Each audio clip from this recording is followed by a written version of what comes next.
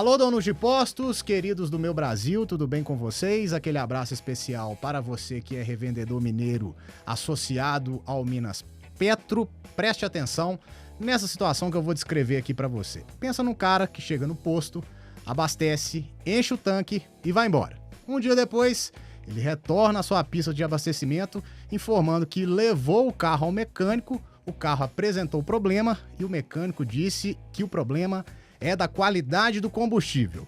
Ele, revoltado, tira o telefone do bolso e começa a gravar um vídeo denunciando que aquele posto determinado que ele encheu o tanque tem gasolina adulterada. O vídeo vai para a rede social e viraliza, manchando a imagem do posto, especialmente para você que está no interior. Tem um impacto muito grande. Isso já aconteceu com você? Se não, sorte sua, viu? Porque de vez em quando chegam esses casos aqui no jurídico do Minas Petro e é preciso combater esse tipo de ação.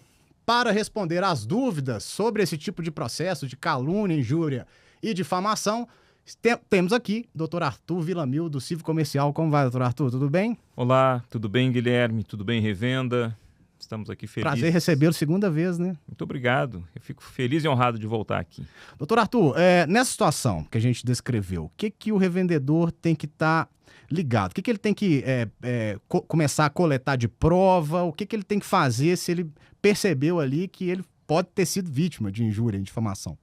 Certo. Bom, esse tipo de situação, infelizmente, é uma situação comum, né, Guilherme? A gente já lidou com isso inúmeras vezes, volta e meia isso vira processo judicial e causa realmente um dissabor muito grande e às vezes até prejuízo de ordem material para o posto, além, obviamente, do abalo à imagem. O primeiro cuidado que o revendedor tem que ter, preliminar de tudo, é que ele tenha os registros de qualidade do combustível dele. E é muito importante que ele mantenha isso. Então, por quê? Porque lá na frente, se ele for questionado, ele tem como fazer, eventualmente, uma contraprova. Então, isso é algo de praxe e acho que o revendedor mineiro já está habituado a essa prática. A gente bate muito nessa tecla da amostra de testemunha, né? É muito importante. Exato. Sim. Então, e os boletins de conformidade, né, que a própria distribuidora manda junto com o caminhão, seja CIF ou FOB, é importante guardar também isso, porque isso pode servir lá na frente como uma prova, pelo menos uma parte de prova da qualidade do combustível. Bom, uma vez que o cliente vá ao posto e faça um vídeo, faça, né, uma publicação, um artigo que seja, difamando o posto, dizendo que o problema é do combustível, que o posto vendeu combustível fora de especificação ou adulterado, o primeiro ponto é identificar quem é esse cliente, entender quem ele é efetivamente. Porque tem pessoas que têm perfis em redes sociais, são perfis fake, ou perfis que não identificam exatamente quem é aquela pessoa. Eu vou botar aqui, Zé das Couves. Mas quem é Zé das Couves? O nome dele às vezes nem é José.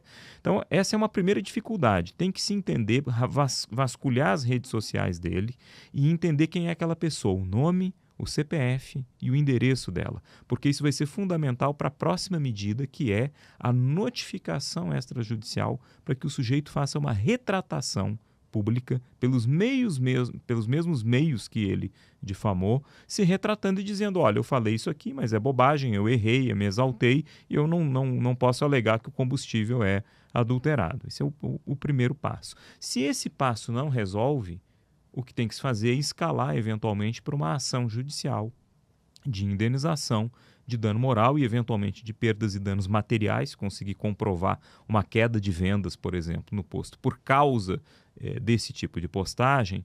E aí também é importante identificar quem é a pessoa, porque a gente costuma ver aqui no departamento jurídico postos indignados e a hora que a gente vai fazer a notificação não tem o endereço, não tem o CPF da pessoa, não sabe quem é a pessoa, usa um nome artístico na rede e às vezes não é ele, mas quando a gente identifica, e na maior parte dos casos se consegue identificar, a primeira medida é essa, é notificar. Se ele não se retrata, ação de difamação, de injúria ou de calúnia, e depois a gente pode falar um pouco para entender a diferença entre o que é injúria, o que é difamação, o que é calúnia.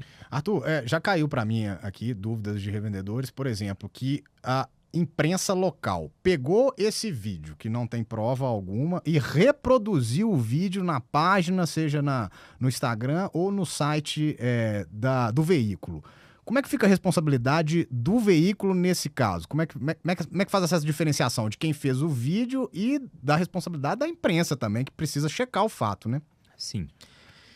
Bom, a imprensa tem um papel fundamental de informar, né?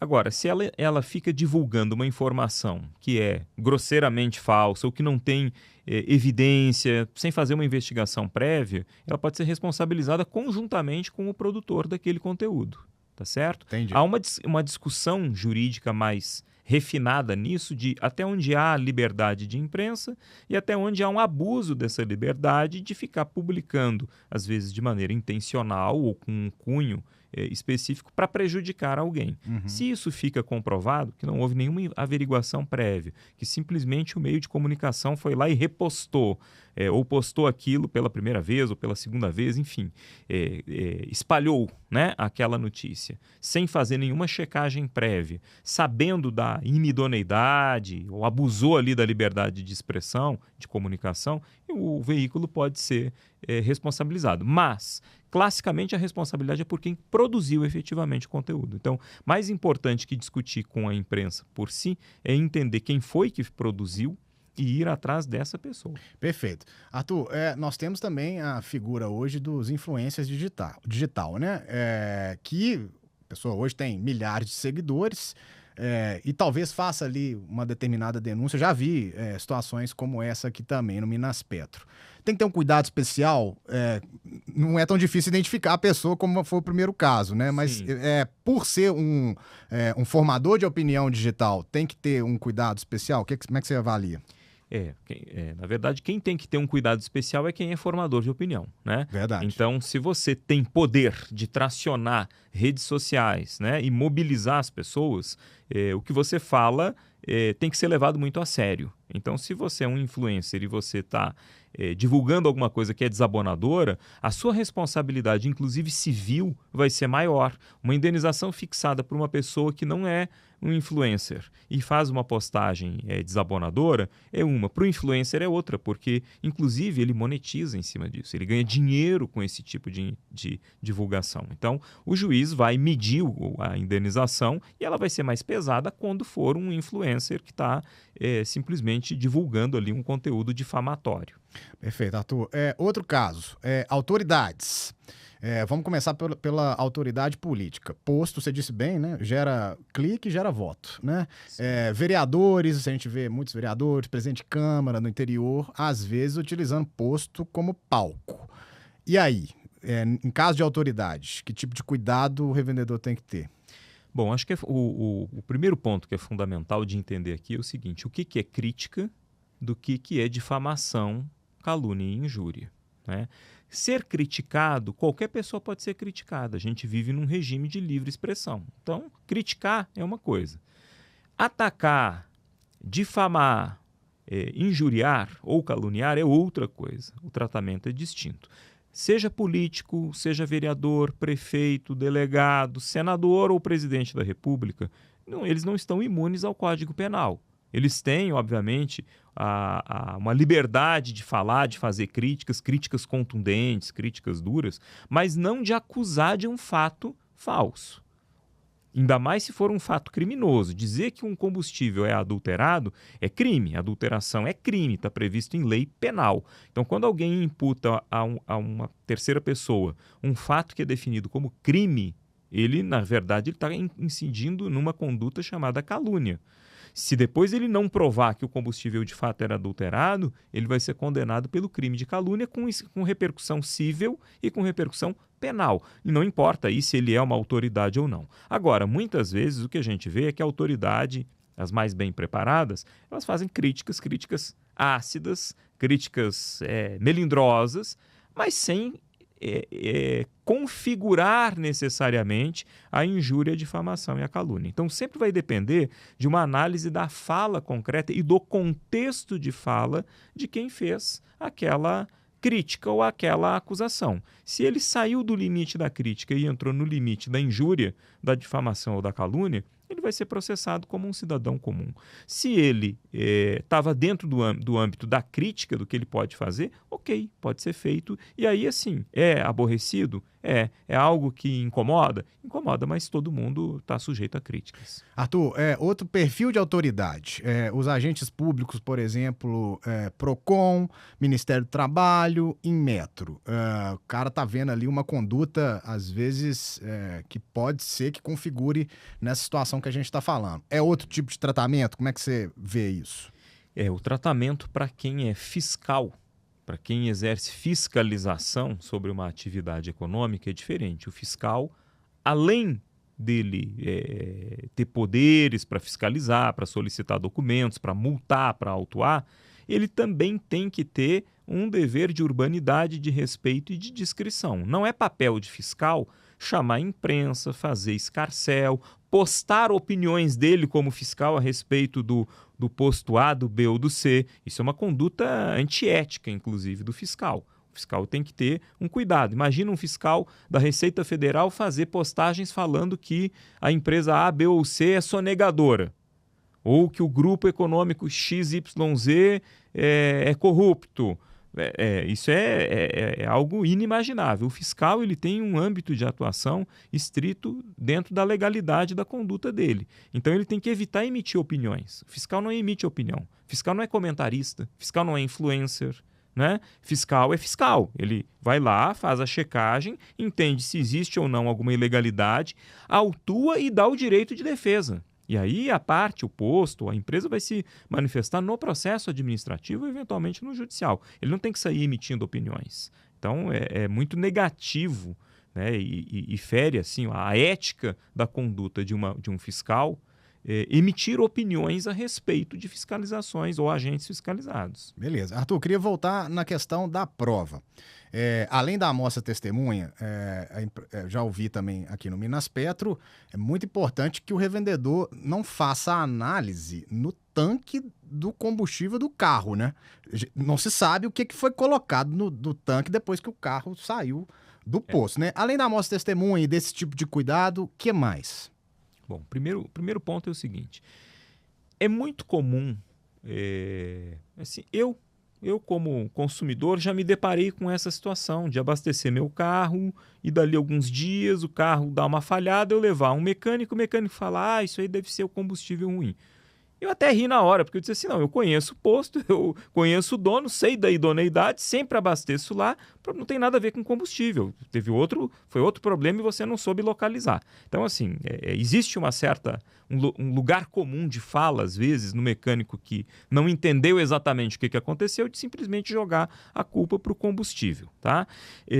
Então, assim, esse é um procedimento totalmente errado. A análise do combustível ela é feita no bico, a hora que o combustível sai do bico da bomba. Não pode ser. Entrou no tanque do consumidor, mesmo que o consumidor nem saiu do posto. Acabou, porque ele já se contaminou com o que estava dentro do tanque. A gente não sabe o que ele tinha no tanque.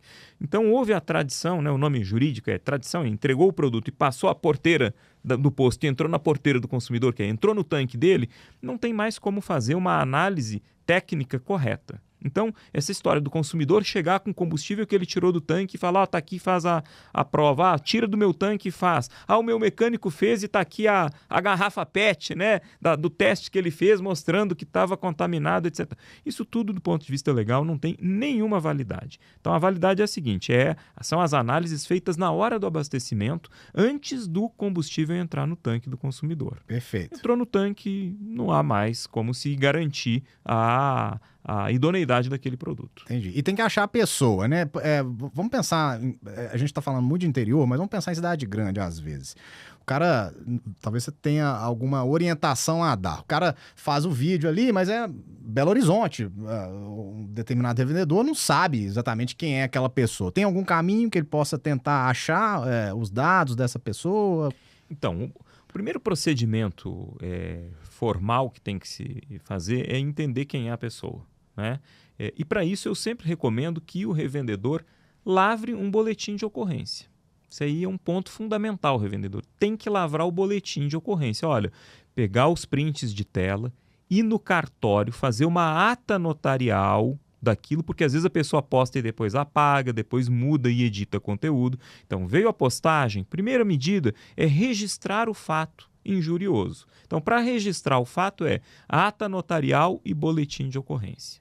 Feito a ata notarial e boletim de ocorrência, aí tem que se identificar quem é a pessoa. Às vezes, a própria polícia consegue achar. Às vezes, a polícia não consegue achar. Quando a polícia não acha, é mais difícil. Aí você tem que contratar um investigador.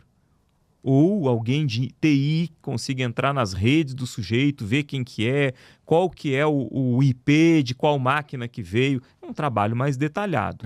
Quando a denúncia, quando a postagem é feita por alguém fake ou por alguém que não tem o perfil muito bem esclarecido. Entendi. A menor parte dos casos é assim. A maior parte a gente consegue já identificar o sujeito.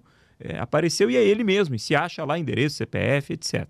Mas esse é um trabalho que tem que ser feito. Então fazer a ata notarial. O que é a ata notarial? Ir no cartório de notas ou títulos e documentos, pedir para o cartório, para o tabelião, abrir a página da rede social com aquele link e ele ali vai relatar, ele vai fazer um relatório dizendo: eu abri na data tal, do IP tal, o link tal, e lá estava escrito isso, tinha essa foto, essa fala. Aquilo ali materializou o que estava na rede social. Feito isso aí, você tem a prova do fato. Alguém me injuriou ou me difamou. Perfeito. Meu estabelecimento. Depois tem que identificar quem é a pessoa, notificar para que ele se retrate. Esse é o procedimento comum. Se ele é notificado e não se retrata, ação judicial. Legal. E se o dono do posto, vamos supor que a pessoa se retrate e o dono do posto vê, não quer passar pelo processo judicial e tal, e se ele quiser parar por aí, tá ok? Como é que... Ou ele pode seguir, tem esse caminho, né? Essa encruzilhada que ele pode ir para esses dois caminhos. Sim. A retratação, o pedido de retratação não é um dever, não é uma obrigação. A gente sugere que se faça o pedido de retratação pelo seguinte: normalmente, quando você vai para o processo judicial, o que você está buscando? Você está buscando uma indenização de um dano à sua imagem. Essas indenizações, quando são de dano moral puro e simples, né, só a difamação sem perda de volume, de margem, decorrente desse fato, elas são baixas. Então, assim, vai se lutar, às vezes, anos na justiça, 2, 3, 5 anos, 6 anos, para obter uma indenização de valor baixo. O que vale mais para o revendedor? Ter uma indenização de 5 mil, 10 mil reais daqui a 5 anos que ninguém mais lembra do fato? Ou ter o fulaninho que usou a rede social dele hoje, amanhã ou daqui 10, 15 dias se retratando e dizendo: gente, eu errei, me desculpem, eu pensei melhor, não foi bem assim. Eu acho que isso dá... Eu imagino, né, que isso seja muito mais positivo para a própria imagem e até para desincentivar outros a não fazerem esse tipo de coisa, do que ficar 5, 6 anos brigando num processo para ganhar 5, 10 mil daqui a 5 anos. Entendi. Então, agora, a opção é do revendedor. Se ele não quiser pedir retratação, ele não é obrigado. A minha sugestão é que peça, porque o efeito moral da retratação, quando ela acontece, é melhor. E quando não acontece, o juiz pesa mais a mão da indenização, porque ele diz: olha, você, réu, difamou, caluniou, injuriou, foi notificado para se retratar, não se retratou e agora a coisa veio parar aqui, né, na justiça. Então, eu acho que adensa o caso. Mas não é obrigatório. Se não quiser pedir retratação, não precisa. Perfeito. Arthur, pra gente fechar, nós somos leigos, a gente olha calúnia, injúria, difamação, a gente bota mais ou menos tudo no mesmo bolo, mas são configurações diferentes, né? Como é que você explica a diferença? É bem simples. A calúnia é quando alguém imputa, vou usar a linguagem jurídica aqui, imputa, ou seja, diz que alguém fez algo que é definido como crime. Então eu digo: olha, o Guilherme matou o José. Matar é um crime, é um homicídio. Quando eu digo que você fez um crime que você não praticou, eu estou cometendo um outro crime que chama-se calúnia. Então, calúnia é quando se imputa um fato criminoso para quem não praticou aquele fato, tá certo? Falar que o combustível é adulterado é crime. A adulteração é crime, tá certo? Falar que o combustível estava fora de especificação não é crime por si só. Porque a gente, inclusive, entende aqui que uma coisa é a adulteração, que é quando alguém maliciosamente põe solvente, põe água, dilui, enfim, tem um ganho econômico com uma manipulação do produto. Isso é adulteração. Fora de especificação pode ser um cisco, um grão de areia, um teor de etanol divergente, enfim, um teor de biodiesel divergente. Isso aí, às vezes o revendedor, inclusive, está até perdendo dinheiro com isso e não ganhando. Então não é... isso não dizer que está fora de especificação não é calúnia, mas é difamação, se não for. Vendi um combustível 100%. Alguém está dizendo que ele está fora de especificação, que ele tinha um teor alcoólico que não devia ter, ou que tinha água que não devia ter. Mesmo que ele não diga que é adulteração, ele está difamando, porque ele está... É uma injúria ou uma difamação, porque ele está me depreciando negativamente em algo que eu não fiz. É como eu dizer o seguinte, o Guilherme é um cara pilantra. Uhum. Eu não falei que você matou, que você roubou. Eu falei, você é pilantra. O que é pilantra? É um cara não confiável, né? Não é. O Guilherme não é um cara pilantra. Não. O Guilherme é um cara bacana, um cara gente boa. Então, se eu saio falando para os outros que o Guilherme é um cara pilantra, eu não estou imputando um crime a ele, mas eu estou depreciando a imagem dele. Perfeito. Isso aí é difamação. E injúria, gente... A injúria e a difamação, elas são muito parecidas. Tá? Né? Agora, a injúria, normalmente, ela acontece de uma forma mais com algum emprego de violência. Tá? Um tapa na cara de uma pessoa é uma injúria. Entendi. Né? Às vezes eu não preciso nem falar nada. Eu chego e dou-lhe um tapa na cara do sujeito. Ali, sem proferir palavra alguma, eu já cometi uma injúria. Entendi. A difamação normalmente é por palavra. Então, o caso que a gente vai ter aqui, via de regra, vai ser de difamação. Perfeito. Arthur, acho que é isso. Considerações finais. Muito obrigado pela presença, viu? Você sempre muito esclarecedor aqui. Obrigado mais uma vez. Isso, eu que agradeço. E acho que o recado que fica para o revendedor é: tenham cuidado, tem que zelar pela reputação do seu negócio. Se acontecer um fato dessa natureza, fazer a ata notarial, fazer o boletim de ocorrência, acionar o jurídico civil do Minaspetro, que a gente está aqui para decidir com você, revendedor, o que você quer. Quer fazer o pedido de retratação, quer ir direto para a justiça e pedir indenização. Enfim, nós vamos avaliar o caso e dar a solução conforme aquilo que o revendedor desejar. Muito obrigado. Fechando o Minaspetro Cast, este de número 55, o recado tá dado, tá? A imagem do seu posto é muito importante para você e para o seu cliente também, beleza? Um grande abraço e até a próxima. Tchau, tchau!